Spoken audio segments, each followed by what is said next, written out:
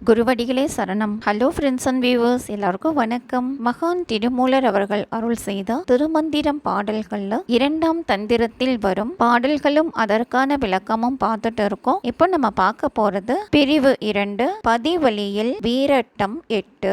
பதி அப்படின்னா சிவபெருமான், வீரட்டம் அப்படின்னா வீரத்தால் வென்ற இடம். இறைவன் மரக்கருணை காட்டிய 8 இடங்கள் திருவதிகை, திருக்கடவூர், திருக்கொருக்கை, வழுவூர், திருக்கோவலூர், திருப்பரியலூர், திருக்கண்டியூர், திருவிற்குடி என்பன. இந்த 8 தலங்களில் நடந்த நிகழ்வுகள் பற்றி தான் இந்த பிரிவில் சொல்லப்பட்டிருக்குங்க. பாடல் 339 அந்தகாசுரனை அழித்தல். கருத்து உரை அந்தகன் தன்போல் அசுரன் வரத்தின் உலகத்து உயிர்களை எல்லாம் வருத்தம் செய்தான் என்று வானவர் வேண்ட குருத்து உயர் சூலம் கை கொண்டு கொன்றானே.